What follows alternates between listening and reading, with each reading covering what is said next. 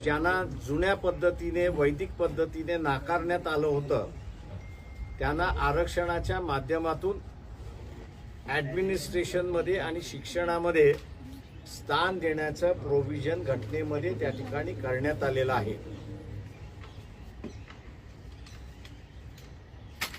Supreme कोर्टाने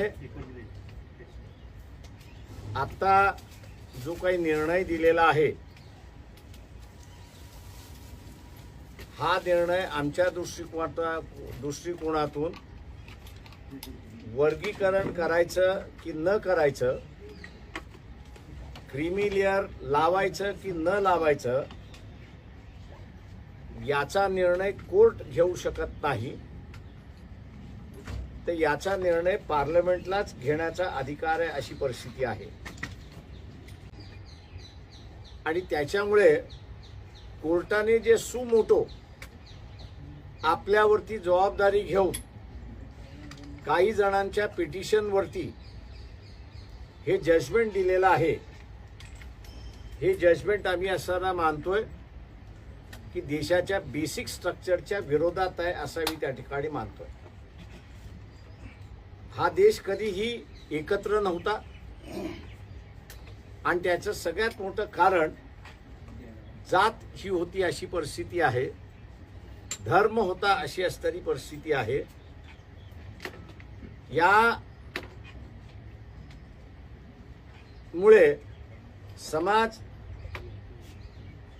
यामुळे समाज एकत्र राहिला नाही, तो जातीमध्ये धर्मामध्ये विखुरला गेला आणि एकमेकांमध्ये लढत राहिला आणि म्हणून भारताबाहेरच्या ज्या शक्ती होत्या या सगळ्यांनी भारतावरती राज्य केलं अशी असणारी परिस्थिती आहे। ही परिस्थिती पुन्हा येऊ नये भारतावरती म्हणून सर्वांचंच सरकार असलं पाहिजे। या देशातली मानसिकता लक्षात घेताना काही गोष्टी जबरदस्तीने केल्या पाहिजेत आणि आरक्षण हे जबरदस्ती आहे असं मी त्या ठिकाणी मानतो आणि त्या आरक्षणाच्या मार्फत ज्यांना नाकारण्यात आलं होतं त्यांना असणारा सत्तेमध्ये स्थान आहे हे दाखविण्यात आलं आणि सांगण्यात आलं।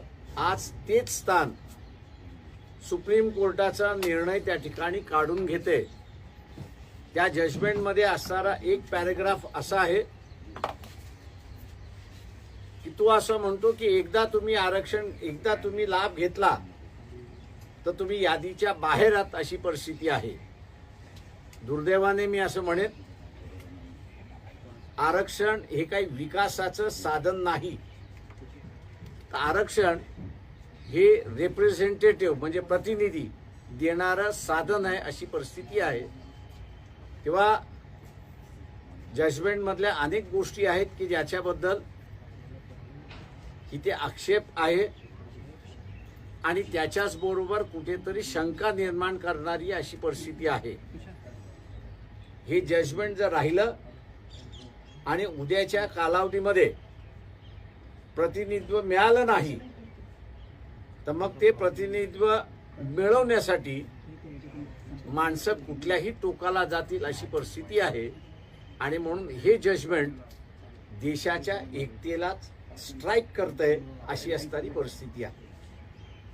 हा जो बाबासाहेब आंबेडकरांनी भारतीय मासला हेट्रोजिनियस मास असं म्हटलं, त्यांनी असं म्हटलं की आम्ही या हेट्रोजिनियस मासमध्ये काही मुद्द्यांवरती एकमत आणलेलं आहे आणि हे एकमत यापुढे चालत राहिलं तर इंटरनल कॉन्फ्लिक्ट जे आहेत, मतभेद जे आहेत, हे काळाच्या ओघामध्ये ऍडजस्ट होत जातील आणि जे कन्व्हर्जन्सचा मुद्दा संविधानाच्या मार्फत आम्ही आणलेला आहे त्या मार्फत हा देश आपल्या पायावरती त्या ठिकाणी उभा राहू शकतो अशी असणारी परिस्थिती आहे।